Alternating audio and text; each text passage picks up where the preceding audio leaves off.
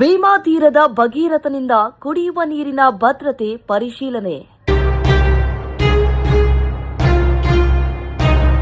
ಬೇಸಿಗೆಯ ಬಿಸಿಲಿಗೆ ಮುನ್ನವೇ ಎಚ್ಚೆತ್ತ ಭೀಮಾ ತೀರದ ಭಗೀರಥ. ಕುಡಿಯುವ ನೀರಿನ ಯೋಜನೆಗೆ ಶಾಸಕ ಯಶವಂತರಾಯಗೌಡ ಪಾಟೀಲ್ ದಿಢೀರ್ ಭೇಟಿ.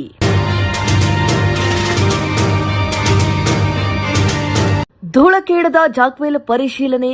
ಮಹಾರಾಷ್ಟ್ರದಿಂದ ಹರಿದು ಬಂದ ನೀರು ನಿರಂತರ ಪೂರೈಕೆಗೆ ಶಾಸಕರ ಖಡಕ್ ಸೂಚನೆ.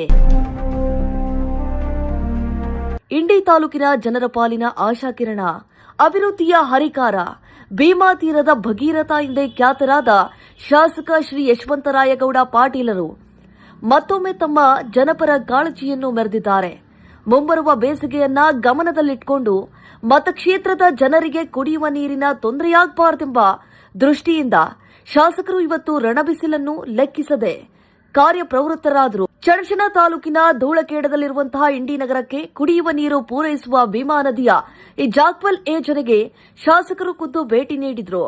ಮಹಾರಾಷ್ಟ್ರದ ಉಜನಿ ಜಲಾಶಯದಿಂದ ಈಗಾಗಲೇ 4100 ಕ್ಯೂಸೆಕ್ ನೀರನ್ನು ಭೀಮಾ ನದಿಗೆ ಹರಿಸಲಾಗಿದ್ದು, ನೀರಿನ ಲಭ್ಯತೆ ಮತ್ತು ಪಂಪಿಂಗ್ ವ್ಯವಸ್ಥೆಯ ಬಗ್ಗೆ ಅಧಿಕಾರಿಗಳಿಂದ ಸಮಗ್ರ ಮಾಹಿತಿ ಕಲೆ ಹಾಕಿದ್ರು.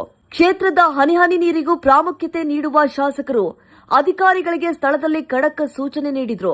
ಬೇಸಿಗೆಯಲ್ಲಿ ಜನಸಾಮಾನ್ಯರಿಗೆ ಹನಿ ಹನಿ ನೀರಿಗೂ ತೊಂದರೆಯಾಗಬಾರದು, ಯಾವುದೇ ಕಾರಣಕ್ಕೂ ನೀರಿನ ಹಾಹಾಕಾರ ಉಂಟಾಗದಂತೆ ಮುಂಜಾಗ್ರತಾ ಕ್ರಮಗಳನ್ನು ಕೈಗೊಳ್ಳಬೇಕು ಎಂದು ಅಧಿಕಾರಿಗಳಿಗೆ ತಾಕೀತು ಮಾಡಿದ್ರು.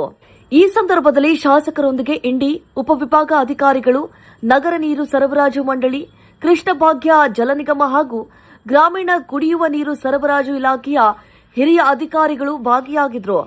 ಶಾಸಕರ ಈ ಕ್ಷಿಪ್ರ ಕಾರ್ಯಾಚರಣೆ ಮತ್ತು ಜನರ ಮೇಲಿರುವ ಅವರ ಈ ಬದ್ಧತೆಗೆ ಸಾರ್ವಜನಿಕ ವಲಯದಲ್ಲಿ ಭಾರಿ ಮೆಚ್ಚುಗೆ ವ್ಯಕ್ತವಾಗ್ತಾ ಇದೆ.